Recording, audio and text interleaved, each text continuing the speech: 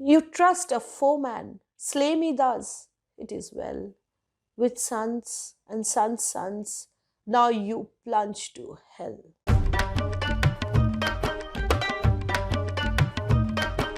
Hello and welcome back to nibblepop. We are doing a thorough textual reading and analysis of King Shudraka's Mrichhakatika, and we have reached the ninth act of the play in this video. In this act, we will see how Sansthanak manages to convince others that Charudatta has committed a crime which he actually hasn't. What happens in the act, how people get convinced by Sansthanak's lies, this is what we're going to look at today in this video. Don't skip anything because I'm going to take up only the most important lines so that you have a good understanding of how the action progresses. This is Monami Mukherjee. Welcome once again.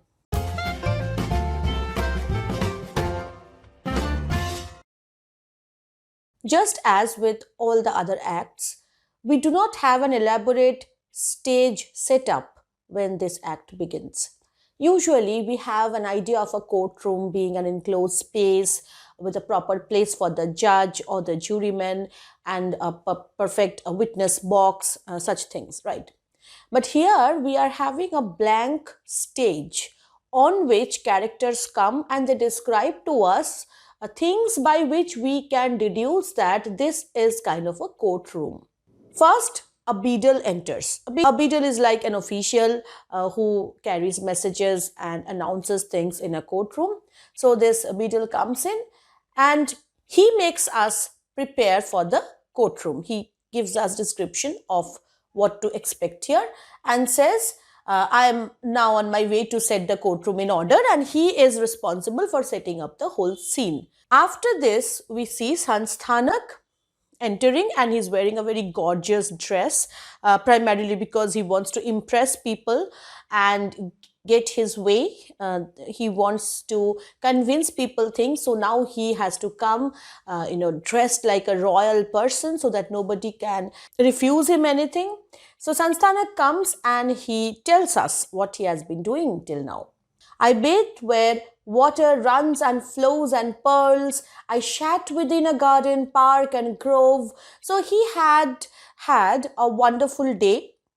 He is fresh from a shower and he had spent time in a grove, in a garden, with women and with females and with girls whose lovely limbs with grace angelic move.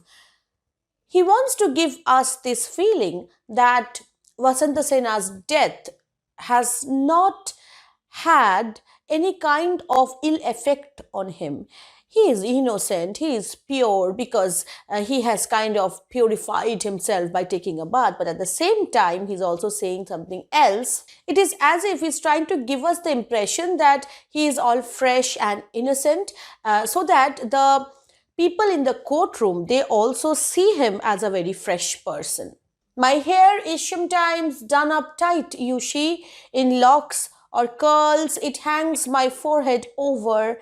Sometimes it is matted, sometimes hanging free. So he's describing himself. A megalomaniac like him, it's very natural for him to continuously think about and talk about his appearance. And then again, I wear a pompadour. I am a wonder. I am a wondrous thing. And the husband of my sister is the king. And that information is always at the tip of his tongue, that he is the brother of the queen of the place. And besides, now he's talking about something else. And besides, I have found a big hole, like a worm that has crawled into the knot of a lotus root and is looking for a hole to creep out at. So he feels that there's a kind of disturbance inside him, as if a worm has entered his system and tries to go out and is trying to escape.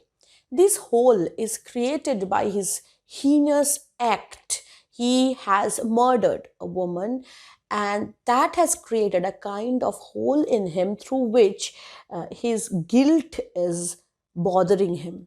So Yes, Sansthanak is a vain man and he is impossibly foolish, but he is aware that something wrong has happened.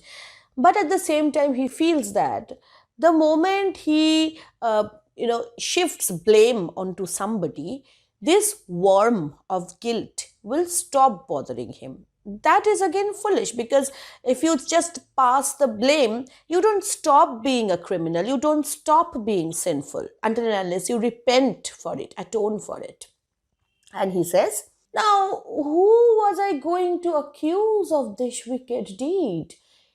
He had planned to accuse Charudatta of Vasantasena's murder, and now he has forgotten it. Yes, we know that he has serious disabilities when it comes to intelligence and memory.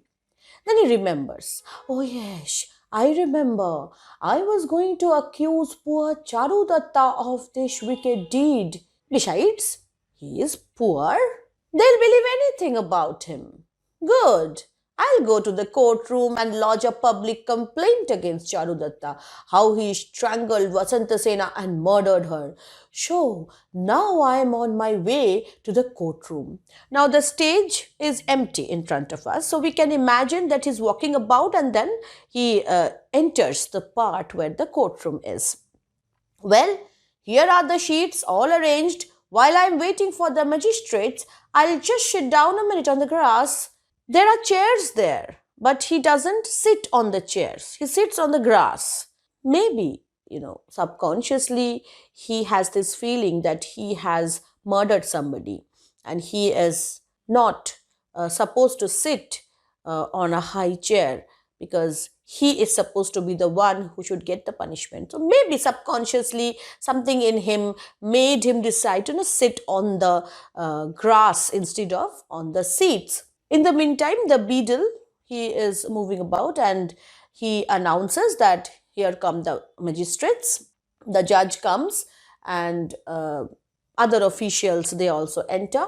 And we have a speech from the judge where he says that it is very difficult for a judge to understand who a real criminal is, because most often actions on which they have to pass judgment, they do not have proper witnesses. So he is talking about the limitations within which they have to work. And he concludes in these two lines, he gives the whole conclusion. To sum it up, false blame is easy won, a true judge little praised or praised by none. So it's a thankless job which he is doing, because most of the times the false people, they win, and when a proper judgment is carried out, nobody praises the judge. He knows the qualities that a judge should have, and he says, for the judge must be learned and skilled in tracing fraud's sly path. So a judge should be able to understand the different cunning ways in which the sly people work. And eloquent, insensible to wrath, to friend, foe, kinsman, showing equal grace. So the word equality is essential or the most important ingredient of justice, reserving judgment till he know the case. So it is important for a judge to listen to all the arguments that are placed in front of him, because only then the judge can have a proper understanding. So a judge should not be partial from the beginning that, okay, I know this man, so this man cannot be a criminal. No, a judge should be open to all kinds of possibilities. The weak he must defend, the knave confound. So this is the duty of the judge, to defend the weak. An open door to truth, his heart must cling to others' interests. Yet shun each thing that might awake the anger of the king. This is a condition under which he has to work.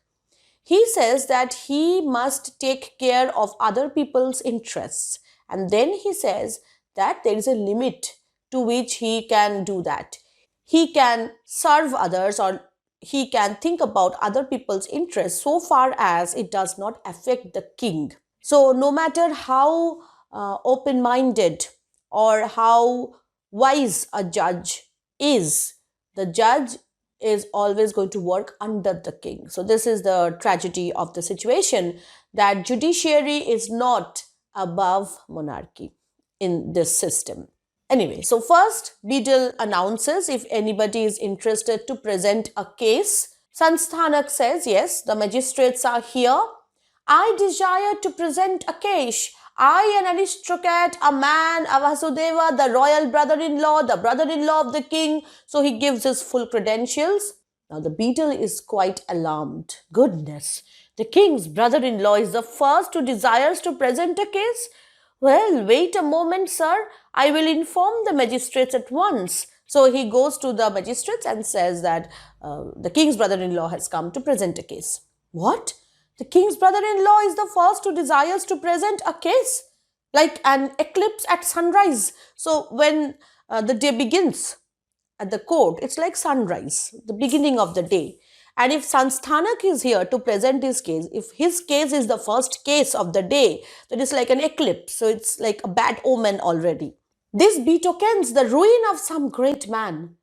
Whenever Sansthanak comes to court, he manages to ruin some good man or another.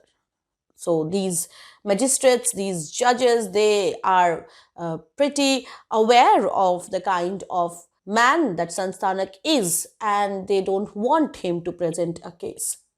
Go forth, my good man, and say, leave us for today. Your suit cannot be considered. So the Beadle is instructed to go and tell Sansthanak that today is not the day for you.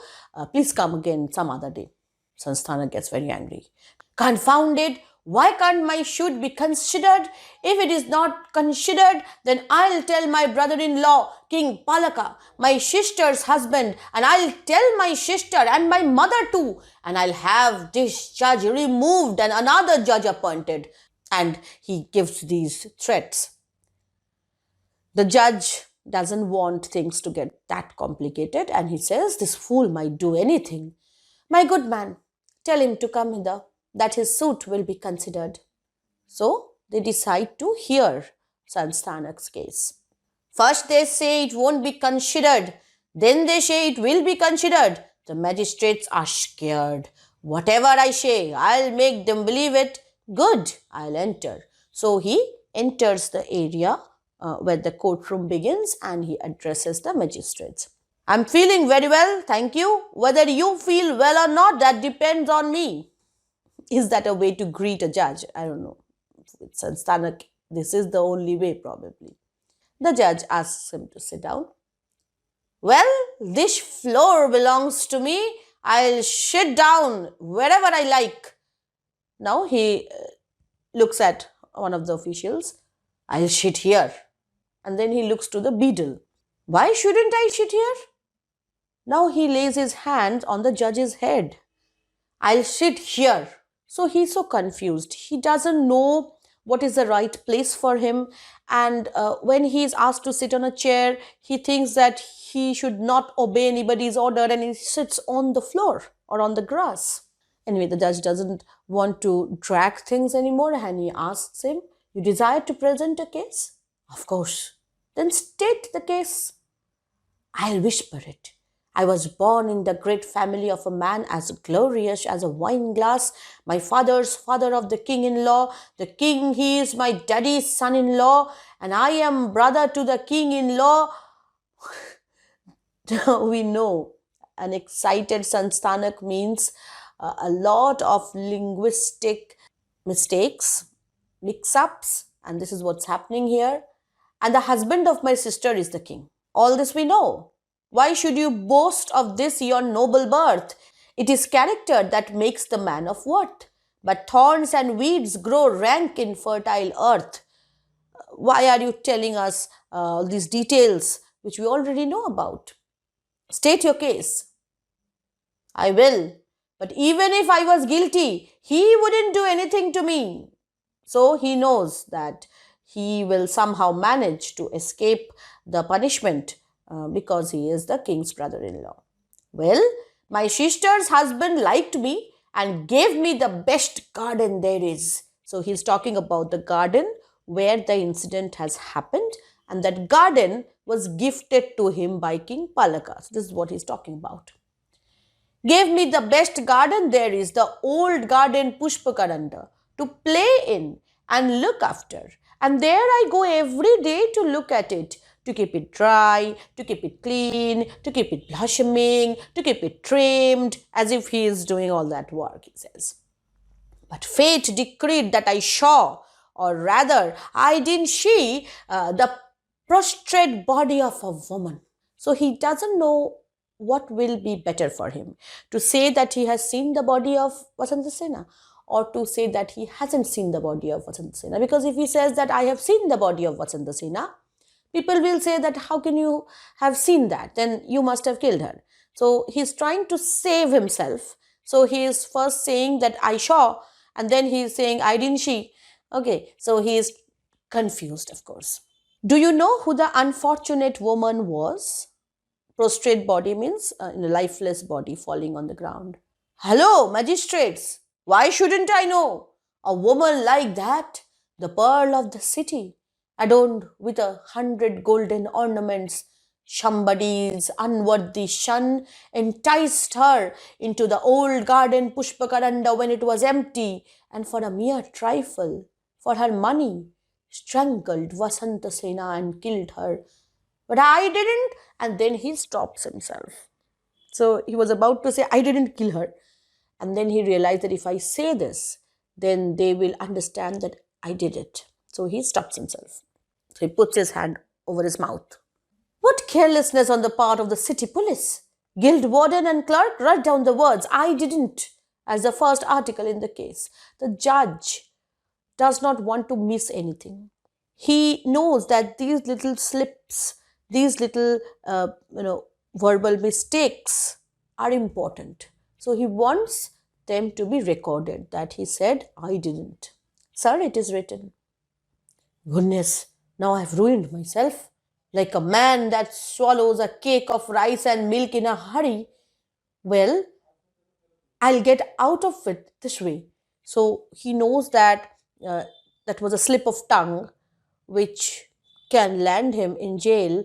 And then he says aloud, well, magistrates, I was just remarking that I didn't see it happen. What are you making this hullabaloo about? He wipes out the written words with his foot. So somebody was writing down the things that the judge wants recorded, and he rubs them off. Now the judge asks a very technical question. How do you know that she was strangled, that somebody choked her? And for her money, how do you know that? You saw dead body.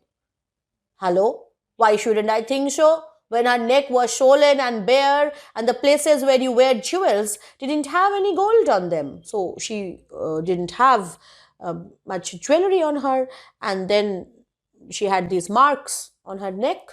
So once he is saying that she was adorned with 100 golden ornaments, just a few lines back, and now he is saying that she didn't have any gold on her. The guild warden and clerk, they say that, okay, I think he has a point. That seems plausible. Thank heaven, I breathe again. Hooray! So Sansthanak feels that he is able to convince them that he is not the murderer. Now the guild warden and clerk, they ask, who is the accused? Upon whom does the conduct of this case depend? The judge says the case has a twofold aspect. What twofold aspect? How so?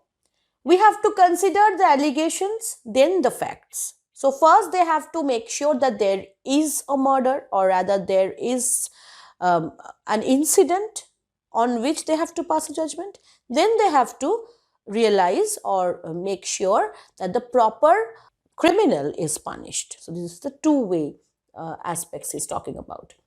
Now, the investigation of the allegations depends upon plaintiff and defendant, but the investigation of the facts must be carried out by the wisdom of the judge. So first we have to see whether things have actually happened or not. Then the conduct of the case depends upon the presence of Vasantasena's mother. Why? Because if it is the murder of Vasantasena that they're talking about, then the plaintiff or the person who comes with the plea of judgment or the plea of justice, that person or the plaintiff is the closest relative of the deceased. In this case, Vasantasena's closest relative is her mother, so she should be here.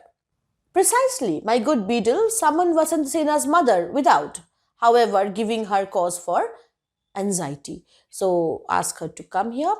Vasantasena's mother comes. The judge says, "Tell me, are you Vasantasena's mother?"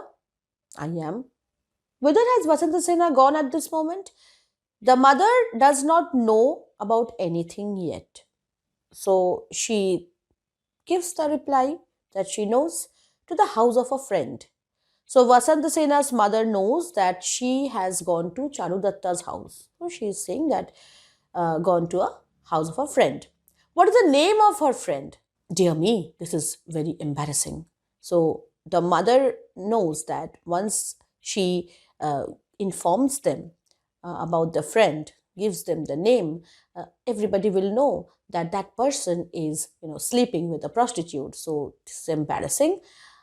Anyway, aloud she says, "Anyone else might ask me this, but not a judge." So I don't think you should think about these things where a prostitute is spending her nights. Pray, do not be embarrassed. The conduct of the case puts the question, you incur no fault. Speak. So everybody tell her that this is important for us to know about the friend's name and whereabouts. What? The conduct of the case. If that is so, then listen, worthy gentlemen.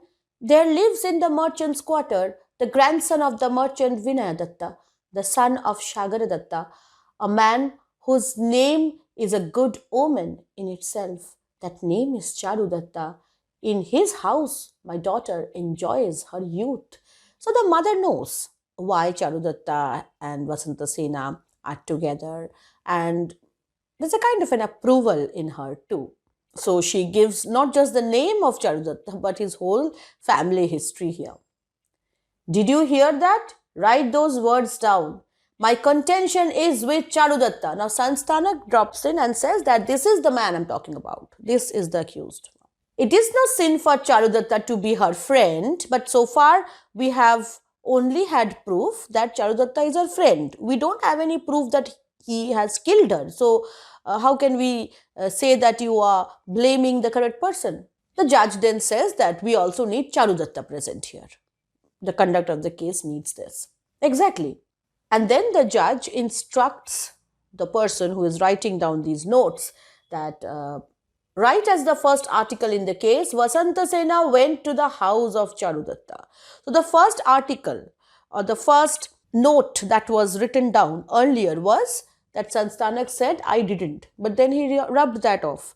So now the first article that is noted down is the fact that Vasantasena went to Charudatta's house. But must we summon the worthy Charudatta also? He is using the expression worthy with Charudatta because he feels that Charudatta is a very honorable man and he hesitates to call him, and then he says, no, the conduct of the case summons him. So I am not summoning him. I am not calling him as a person. The case calls him. So he wants to impersonalize his commands or his summons.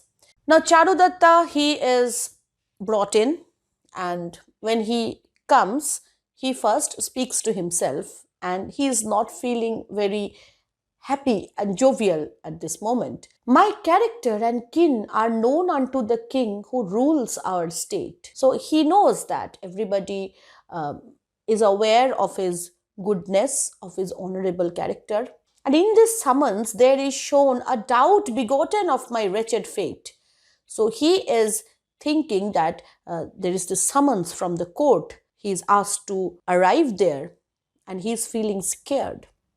Why is he feeling scared? What explanation does he have at this moment? What wrong things have he done? He has helped Aryaka escape. Aryaka is the enemy of the king.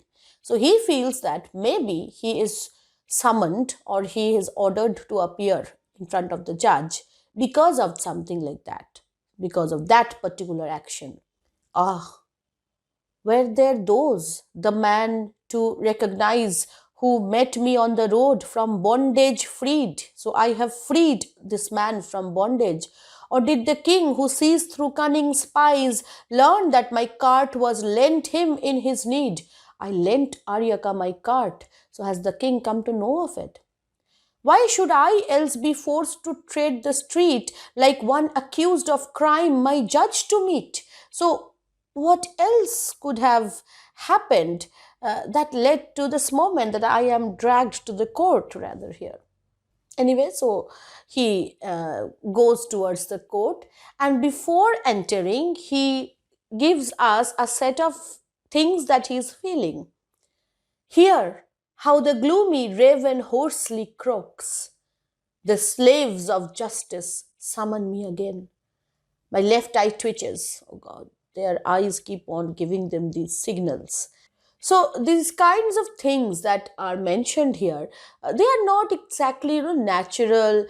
They are more like superstitions related to supernatural things, uh, where we see that when something bad is about to happen, the characters have this sense, this intuition about it. And what are the things that are happening to him? He can hear the gloomy raven croaking. And raven, be it in Eastern drama or Western drama, be it in Mrichhakatika or Shakuntala or Macbeth, everywhere the raven is regarded with a lot of misgivings, with a lot of negativity, as if it always croaks and its voice is hoarse, and a raven cannot ever bring you good luck. So that is a common understanding. These repeated strokes of threatened evil frighten me and pain. And then he says, upon the withered tree, a crow turns to the sun. His left eye falls on me. Ah, woe, my doubt is done. And then he sees a snake. But see, a snake. His eye is fixed upon me. So everybody is looking at him. The crow from a withered tree trunk is looking at him. And then the snake is looking at him, and he is almost threatened by the snake. Flashes like antimony's lustrous black. His long tongue quivers, 4 white fangs appear, his belly swells and coils. He slumbered here, this prince of serpents, till I crossed his path, and now he darts upon me in his wrath. So the snake was lying there peacefully. I disturbed it, and it's now come to strike me. So everything is happening in a sequence which is making Charudatta feel that something really bad is about to happen to him. And more than this, I slip, although the ground has felt no rain. My left eye and my left arm throb again. Another bird is screaming overhead. All bodes a cruel death, and hope is fled. Is Charudatta a superstitious man? Like everybody was superstitious back then. The world was not explained away by science in those days. So you more readily associated all these incidents. These are all natural incidents, they are not supernatural incidents at all. But natural incidents which are not related to human life, they were also connected because human life was not so well explained in terms of scientific phenomena. But today, when the world is explained away all in front of our eyes, when the whole world is there, right, on the tip of our fingers through the Google we have in our cell phones, even today, we see people, they hate to walk along a path where a black cat has crossed their path. We see people who hesitate to walk out of their houses if somebody calls them from behind right when they're about to step out. So superstitions have always been and are still are an integral part of human understanding of the world. And we tend to be more superstitious when we are less confident. Charudatta probably wouldn't behave in this superstitious way under normal circumstances. But now that he has helped a fugitive escape, he is not feeling that confident.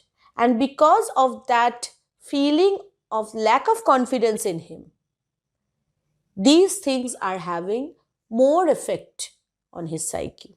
So he's talking about all these things that make him feel that something bad is about to happen. Surely the gods will grant that all may yet be well. The beadle asks him to enter the court. He does. The judge says, "This is Charudatta, a countenance like his." Now, Charudatta's face is described by the judge. "With clear-cut nose, whose great wide-opened eye frank candor shows, is not the home of wantonness." So, the face of Charudatta is a face of innocence. With elephants, with horses, and with kine, the outer form is inner habit's sign, with men no less. The judge knows that people deceive with their looks. He had just been giving us those things, right? When he started this court day today, that we shouldn't have these preconditioned ideas in our minds. He was giving us these lectures that a judge should not decide based on his own preferences. A judge should not be partial. But here we see him clearly partial when he sees Charudatta.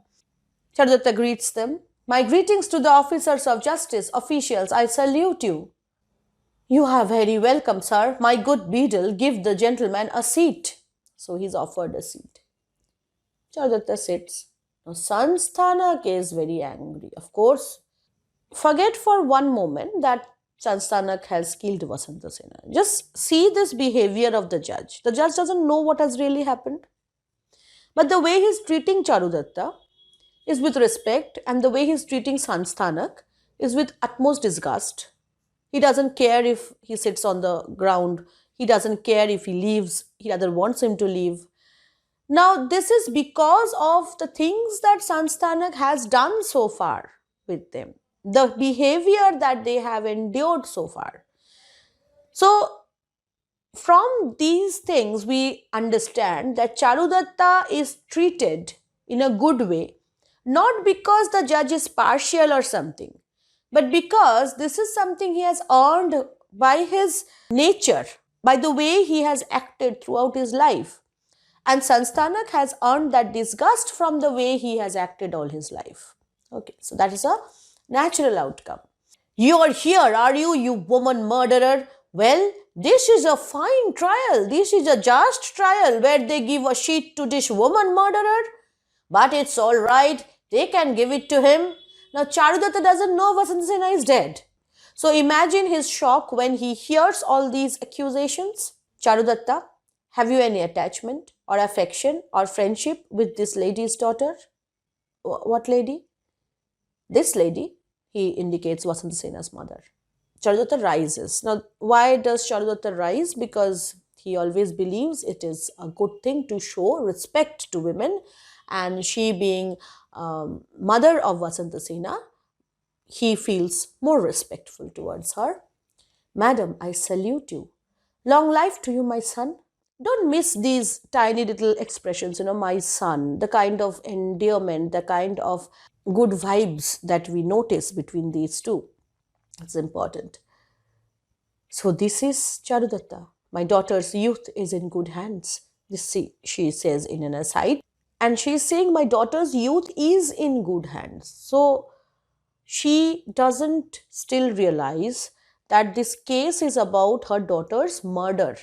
She thinks this is about some incident for which this information is needed, that there is a friendship between Charudatta and Vasantasena.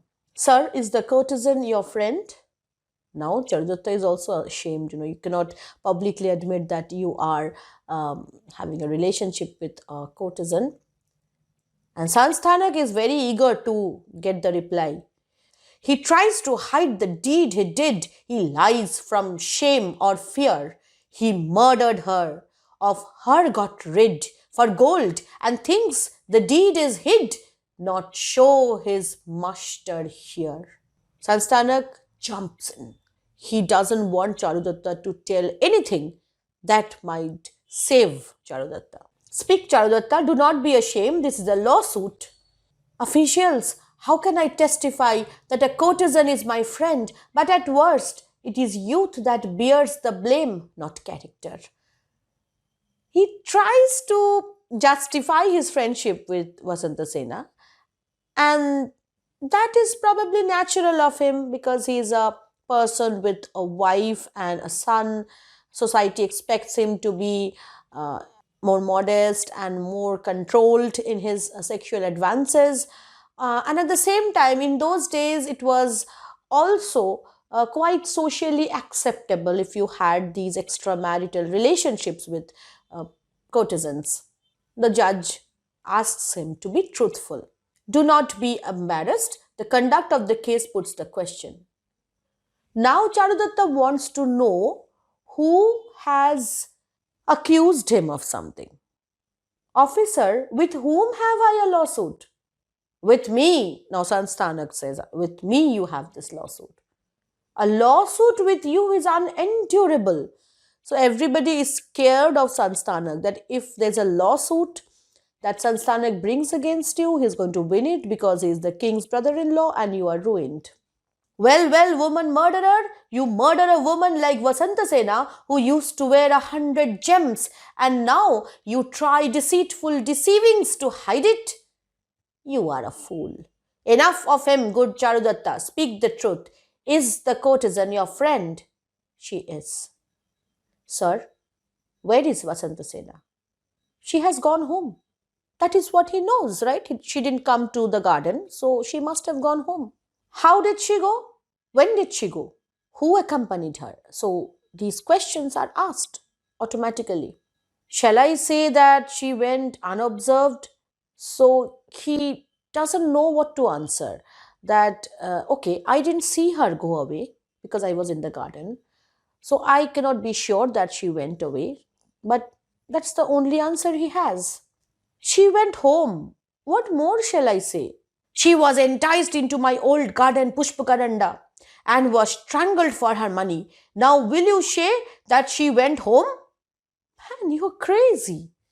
Charudatta has no clue. Even the judge is thinking that this can't be possible. So, in an aside, he is not saying this aloud. In an aside, he says, take the Himalayan hills within your hand and swim from ocean strand to ocean strand and hold within your grasp the fleeting wind. Then you may think that Charudatta sinned. So, it's an impossibility. Charudatta cannot be a sinful person. He is so innocent.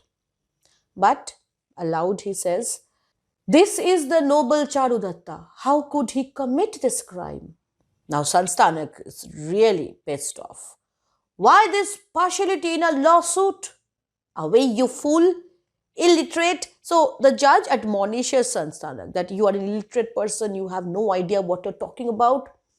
How could the noble Charudatta commit a crime? Of all the riches of the mighty sea, only the swelling waters now are left. We know that Charudata was a wealthy man.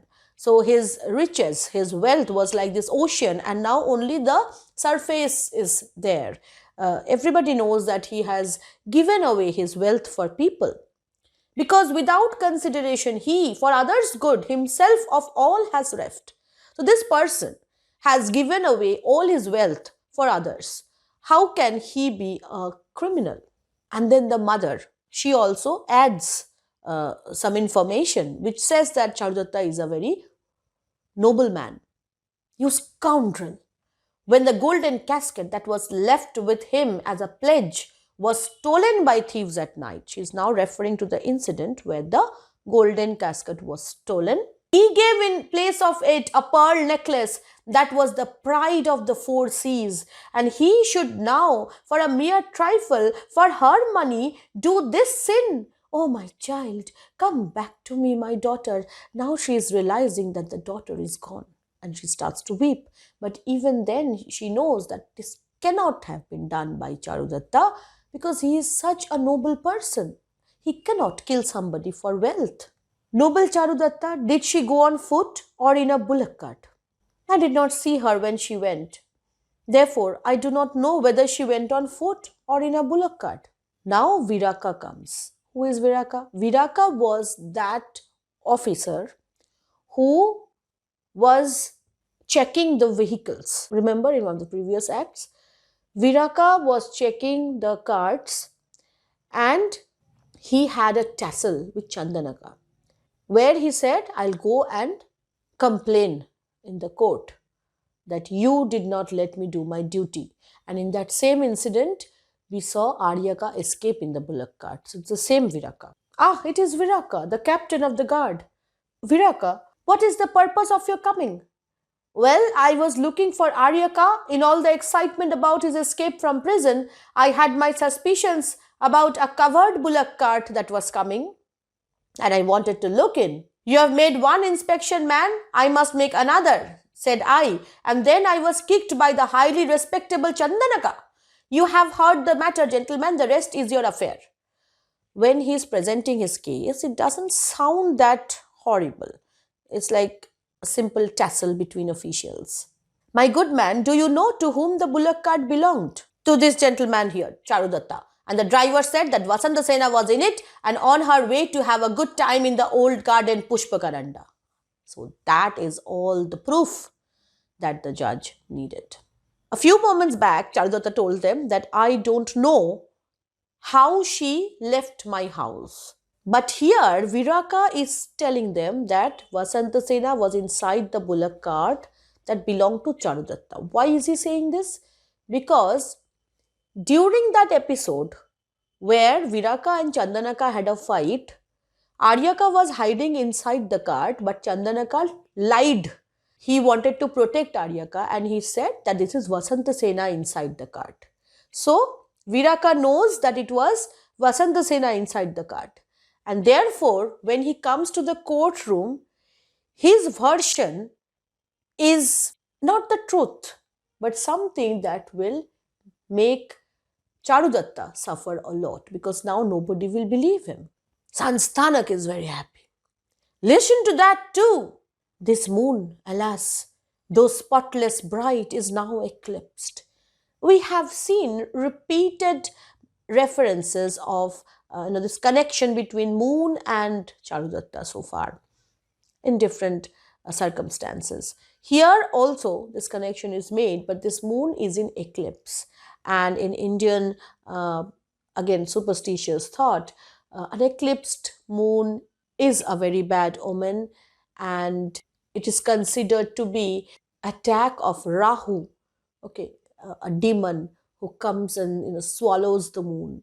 So it's like Charudatta is now under the spell of a demon, Rahu. The bank is fallen, the waves appear befouled that once were bright and clear. So earlier we thought that Charudatta was an innocent man, but now these circumstantial evidences, these statements from Viraka has changed the way we are looking at the case. Viraka, we will investigate your case here later. Mount the horse that stands before the courtroom door, go to the garden Pushpakaranda and see whether a woman has perished there or not. The judge also wants to make sure that the murder has actually happened. So he sends Viraka, who is a police official, to go and check the truth of the statement. Yes, sir. He goes and he returns. Now, of course, this is not a believable thing that Viraka goes and simply comes back. But this is just for the sake of timing that it is placed in this way, because after Viraka goes out of the stage and before he comes back, there will practically be nothing. So, on stage, it is presented as if Viraka goes, returns after some time, but no time passes on stage. Viraka goes out, just comes back and says, I have been there and I saw the body of a woman torn by wild beasts. How do you know that it was the body of a woman? Now, this was a garden. There were wild animals. It's not like a domestic garden. It's a park, wildlife park. So it was quite possible that there was a victim of an animal attack whom Viraka saw. He must have seen an actual dead body that I perceived from the traces of hair and arms and hands and feet. So I think that was a woman. Alas, for the difficulties which are caused by the actions of men. And now the judge, he wants Charudatta to be truthful.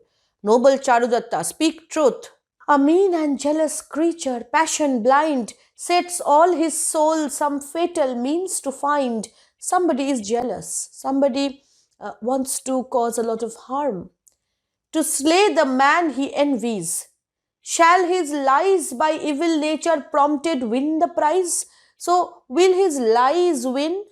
Somebody who wants me dead because he is jealous of me? No, he is unregarded by the wise, and more than this. And then he goes on to say, the creeper's beauty would I never blight, nor pluck its flowers. Should I not be afraid to seize her hair so lovely, long, and bright as wings of bees, and slay a weeping maid? So I cannot even hurt a plant. I do not pluck flowers from creepers. So how can you say I have killed a woman? Sansthanak doesn't want Charudatta to get this emotional advantage and he jumps in. Hello, magistrates. How can you investigate the case with such partiality? Why, even now you let this scoundrel Charudatta stay on his seat? Now, if you are accused of murder, you don't have the rights to sit on the seats. And therefore, Charudatta has to come down from his seat and sit on the ground. Fine, the shin that I did falls on another man's head. So I'll sit where Charudatta was. So this is something he says in an aside so that nobody else can hear. Look at me, Charudatta, and confess that you murdered her. Charudatta repeats his statement that somebody is jealous of me and please don't believe his lies. And in an aside, he says, my friend Maitreya, oh, this cruel blow, my wife, thou issue of a spotless train, my Rohasena, here am I, laid low by sternest fate, and thou dost not know that all thy childish games are played in vain, thou playest, heedless of another's pain. He is thinking about his family, his friend, and the kind of trouble that they are going to face once he's not there. But Maitreya, I sent to Vasantasena that he might bring me tidings of her and might restore the jewels which she gave my child to buy him a toy cart. Why then does he linger? Now, when Sansthanak saw Vasantasena, it's right, she was not wearing much of her jewelry. Why? Because she had given those gold ornaments to Charudatta's son Rohasena so that he could buy a gold cart. Now, when Charudatta returned from Pushpakaranda and came to know about this incident, he didn't want to keep her golden ornaments because he's a noble person. He wanted to return them. And he asked Maitreya to take those ornaments back to Vasantasena. And now he is giving us this information that Maitreya was gone to meet Vasantasena. But where is he? Right at that moment, Maitreya comes on stage. He was about to go to Vasantasena's house when he had come to know that there was a lawsuit going on and Charudatta was summoned. So he was pretty anxious. He wanted to know what has happened and he decided that I'll go to Vasantasena's house later. Let me first go to the court. So he enters the courtroom carrying the gold ornaments which belonged to Vasantasena. Maitreya asks Charudatta, what happened? Why are you here? When he listens to the kind of accusations that he is charged with, he says, but gentlemen, he adorned the city of Ujjaini with mansions, clusters, parks, temples, pools and fountains, and he should be mad enough to commit such a crime. And for a mere trifle? You offspring of a loose wench, you brother-in-law of the king Sansthanak, you libertine, you slanderer, you buffoon, you gilded monkey, say it before me. He gives out everything he wanted to say all these days. This friend of mine doesn't even draw a flowering jasmine creeper to himself to gather the blossoms for fear that a twig might perhaps be injured. How should he commit a crime like this, which heaven and earth call accursed? Just wait, you son of a bawd. Wait till I split your head into 100 pieces with this stuff of mine. And look at Maitreya's loyalty. Sansthanak is a powerful man. He is the brother of the queen. So when Maitreya is openly charging at him, he knows all these things. But for him, Charudatta is very important. And this is where we see a lot of strength, a lot of bonding that is there between the two. Listen to that, gentleman.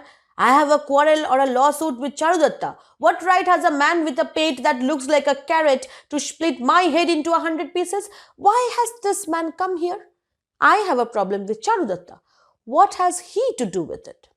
So he doesn't understand friendship, bonds, loyalties, all these things. Okay. You confounded rascal.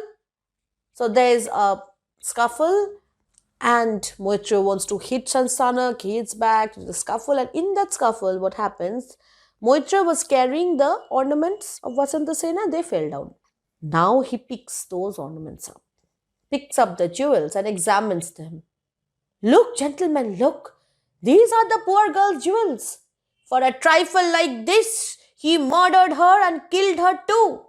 Now the magistrates are very sorry to see that Charudatta has indeed done a crime, because this is the proof that this gold was with Charudatta, Vasantasena's ornaments. It is thus my fate would vent its gall, that at this moment they should fall, these gems, and with them I. So the moment these gems fell, I also fell. But why don't you simply tell the truth? My friend, the king perceives with blinded eye, nor on the truth that I will bend. So he knows that he doesn't stand a fair chance in any way. The clerk, he wants Vasantasena's mother to examine whether this is the same set of ornaments that belongs to her daughter or not. Interestingly, the mother, she doesn't say that these jewels belong to Vasantasena. For some strange reason, she still believes that Charudatta has not committed the crime. And she says it is similar but not the same. And she tries to save Charudatta.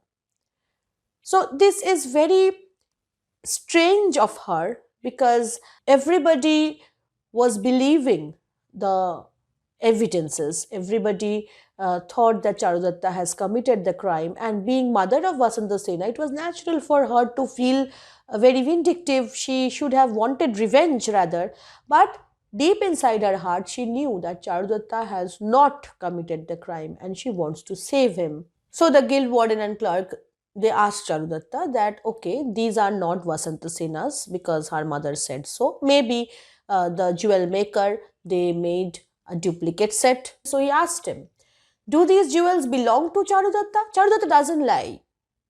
He could have easily said, yes, they belong to me. And in that case, nobody could accuse him further, because there is no proof that these jewels belong to Vasantasena. But Charudatta will not lie. Never. To whom then? To this lady's daughter.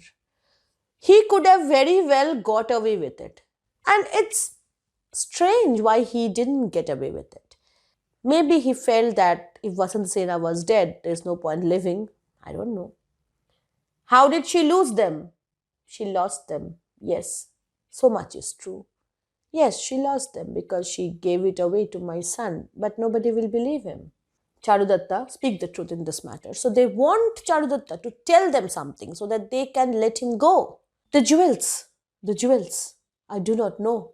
But I do know that they were taken from my house. First you take her into the garden and murder her, and now you hide it by trickiness. Charudatta knows that he is set up against somebody so influential, somebody so powerful, that he doesn't stand a chance. But he cannot admit to what Sansthanak is asking him to admit to. A scoundrel I, who bear the blame, nor think of earth nor heaven blessed, that sweetest maid in passion's flame, but he will say the rest. He cannot say that I have killed her. He was going to say, to confess, so that things just finished, ended. But he cannot say it. Killed her! Come, you say it too. I killed her. You have said it. Listen, my masters, listen. He murdered her. No one but him. Doubt is over. Let punishment be inflicted on the body of this poor Charudatta. The mother begs. Not mother of Charudatta, mother of Vasantasena. Be merciful, good gentlemen, be merciful. If my daughter is killed, she is killed. Let him live for me. Bless him. And besides, a lawsuit is a matter between plaintiff and defendant, the person who brings the charge and the person who is defending the charge. These are the two people who are involved in a lawsuit. I am the real plaintiff. It is my case, right? It is my daughter. So let him go free. I'm taking back the complaint. You slave, get out of the way. What have you got to say about him? Go, madam. Guardsmen, conduct her forth. Oh, my child, my son. The powerlessness which the mother represents here is understandable. She might give them 1,000 justified reasons to let him go, but they will not let him go. I have done something worthy of myself, now I'll go. So Sansthanak too leaves. The judge informs Charudatta of the verdict, of the decision, and says, Noble Charudatta, the decision lies with us, but the rest depends on the king. And yet, Beadle, let King Palakka be reminded of this. So now the final decision will be the king's. Okay. The judges can influence the king to some extent. So he wants the Beadle to make the king remember a clause. What clause? The Brahman who has sinned, our laws declare, may not be slain. If you are a Brahman and you have committed a grave sin, even then you won't be killed because you are a Brahman. That was the way society was framed. The Brahmans were like next to gods, but banished from the realm. So the worst punishment that we can give him is banishment. Throw him out of the kingdom. And with his wealth entire abroad may fare. So he can go away from this place and still survive. Okay. So the judge doesn't want Charudatta dead. Yes, Your Honor. He goes out, gets whatever instruction the king has to give him, comes back and he is crying, he is in tears. Oh, sirs, I was with the king, and King Palakka says, inasmuch as he killed Vasantasena for such a trifle, these same jewels shall be hung about his neck, the drum shall be beaten, he shall be conducted to the southern burying ground and there impaled. And whoever else shall commit such a crime shall be punished with the like dreadful doom. The king wants Charudatta dead. Of course, it's Sansthanak who wants Charudatta dead. And Palakka is not a good king. Otherwise, why will there be people like Aryaka rising up against him? So this is one of the ways in which we see that Palakka is not a wise king. He is not a just king. He is easily influenced by stupid people like Sansthanak. He gives a very grim judgment here. Oh, how wanton is this act of King Palakka! How ruthless, how illogical is this decision!